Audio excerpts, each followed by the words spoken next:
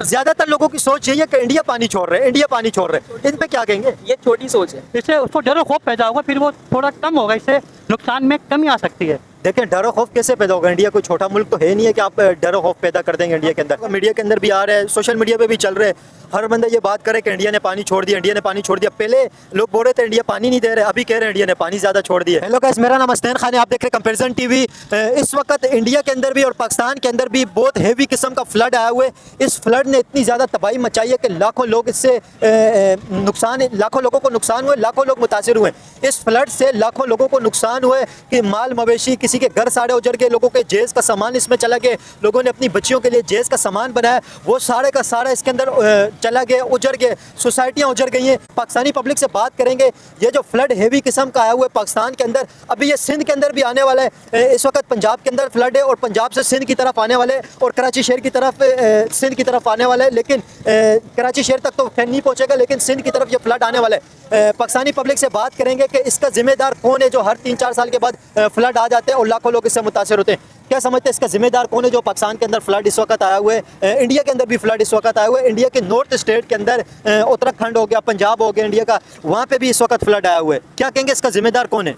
मेरा नाम फैजुल अमीन है। मैं खुद एक ऐसे डिस्ट्रिक्ट, ऐसे प्रोविंस से ताल्लुक़ रखता हूँ जो अभी हाल ही में सैलाब की वजह से वो बहुत सफ़र हुआ है। मैं खुद डिस्ट्रिक्ट बुनेर से ताल्लुक़ रखता हूँ जिसमें वो पूरे के पूरा गाँव वो तबाह हो गया है। तकरीबन 2-3 गाँव ऐसे हैं जिसका नाम और निशान भी नहीं है। लोग वो कल फिर बारिश ज़्यादा हो गई थी तो लोग डर के मारे वो पहाड़ों पे चढ़ गए थे। इतने हालात बुरे। कि पाकिस्तान और इंडिया के दरमियान एक कानून होना चाहिए, आइन जिसे कहते हैं शिप, कि जिसमें अगर इंडिया पानी छोड़ेगा तो वो जंग की अलामत समझा जाएगा। नहीं देखें, इंडिया ने अगर पानी जानबूझ के, तो देखें इंडिया ने नहीं छोड़ा ना। अगर ये डैम भर गए तो पानी तो आना ही था। जंग की अलामत कैसे? अगर इंडिया ने पानी छोड़ दिया, अभी जंग होनी चाहिए जी। नहीं, शिफ्ट होनी चाहिए। ये शिफ्ट में ये आइन जो होता है ना, उसमें ये शिफ्ट होनी चाहिए कि अगर इंडिया ने जानबूझकर अपने बंद तोड़े अपने शहर के बचाने के लिए, दूसरे मुल्क को नुकसान पहुँचाने के लिए, तो वो एक सरासर जुर्म है। तो ये एक आइन होना चाहिए कि अगर ये कार्रवाई की गई इंडिया की तरफ से तो इस पर जंग की अलामत समझा जाए। लेकिन देखिए अंकल, जंग की अलामत अगर समझा जाएगा तो ये इससे तो खौफ पैदा होगा ना, इससे उसको डर और खौफ पैदा होगा, फिर वो थोड़ा कम होगा, इससे नुकसान में कमी आ सकती है। देखिए डर खौफ कैसे पैदा होगा? इंडिया कोई छोटा मुल्क तो है नहीं है कि आप डर खौफ पैदा कर देंगे इंडिया के अंदर। इंडिया इतना बड़ा इंडिया मुल्क है, तो इंडिया को कैसे डराएंगे? इंडिया की 1 अरब 35 करोड़ से ज़्यादा आबादी है, पाकिस्तान से तकरीबन 5 गुना ज़्यादा, और पाकिस्तान से ज़्यादा मुसलमान उसमें बसते हैं, ये भी मालूम है मेरे को। आपने मुझसे राय पूछी, मेरी ज़ाती राय है। ठीक है, लेकिन आपने जाती राय अपनी बताई, जंग तस्वुर करना चाहिए। लेकिन अगर जंग तस्वुर हो जाए, ठीक है, इमेजिन करें अगर जंग तस्वुर हो जाए, इंडिया ने जैसे अभी फ्लड आया इंडिया की तरफ से, वहाँ पे डैम भर के तो ज़ाहिर पानी इधर आना था। अगर जंग तस्वुर करके जंग स्टार्ट कर दे तो जंग के अंदर तो इससे बड़ा नुकसान हो जाएगा, फिर उसको कौन संभालेगा जो इतना बड़ा नुकसान हो जाएगा? अगर नफे नुकसान की बात है तो ये बात ही ना हो। ये पाकिस्तान को भी अपने डैम बनाने चाहिए ना। अब कालाबाग जंग की बात हो रही है, पाकिस्तान असल में अपने वसाइल को भरे हुए कार सही से नहीं लाता। तो अगर पाकिस्तान में 2-4 डैम और बन जाए तो ये मुसीबत और आफत थोड़ी कम हो सकती है।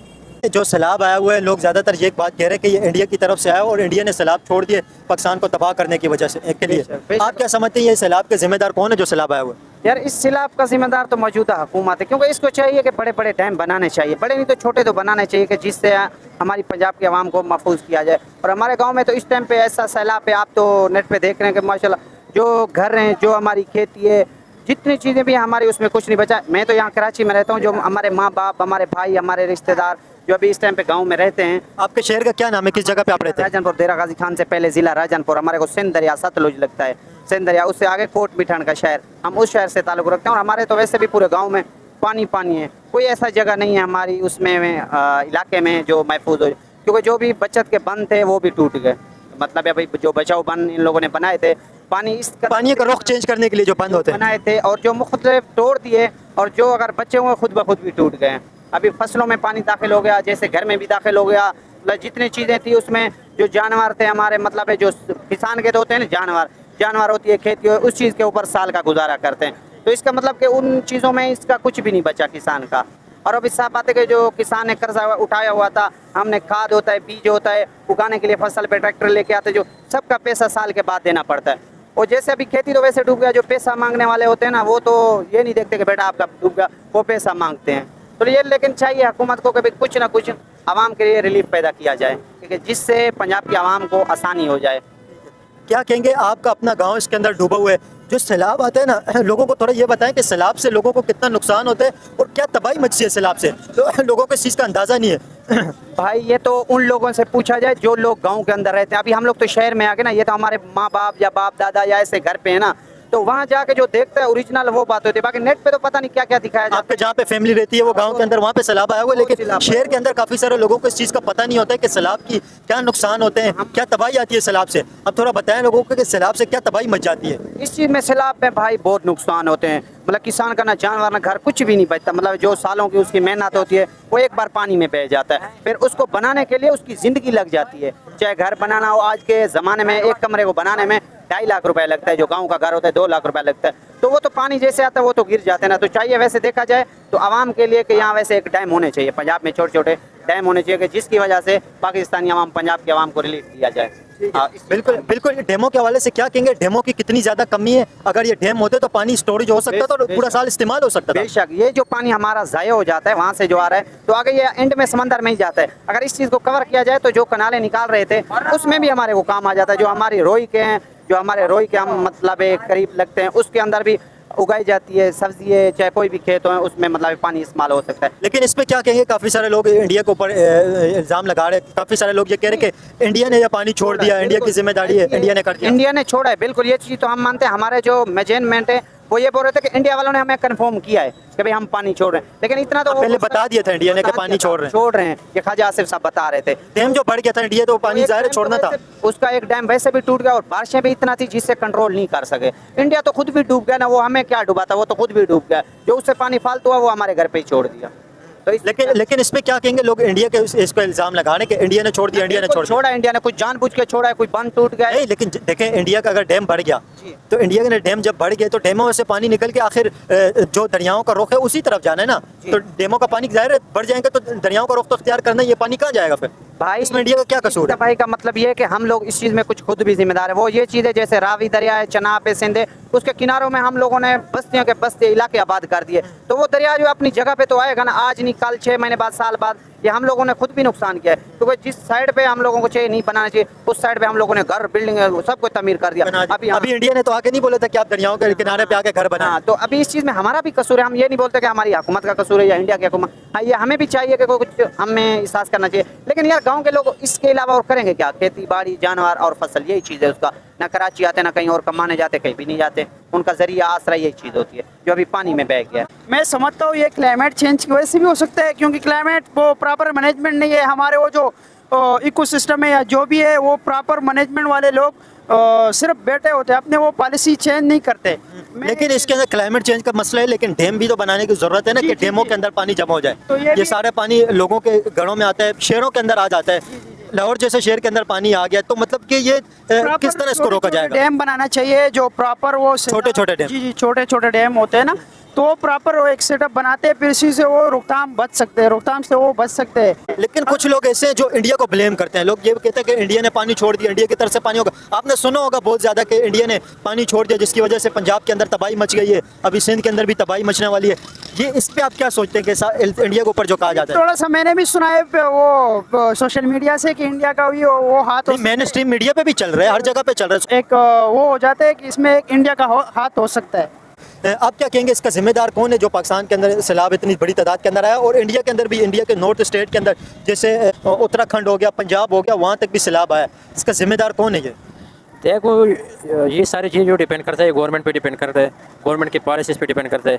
जैसे हमारे पाकिस्तान में NDMA एक इदारा है जिनका हम सब देखते हैं ना कि KPRC से सैलाब आते हैं, फ्लड वगैरह बहुत सारी चीज़ें आते हैं। तो हमारे पाकिस्तान में डिज़ास्टर मैनेजमेंट का कोई इतना ख़ास इदारा नहीं है जो प्रॉपर मैनेजमेंट करे। ये NDMA है, लेकिन इम्प्लीमेंटेशन उनकी नहीं है, उनके साथ मैनेजमेंट नहीं है। आप क्या समझते हैं इसका जिम्मेदार कौन है?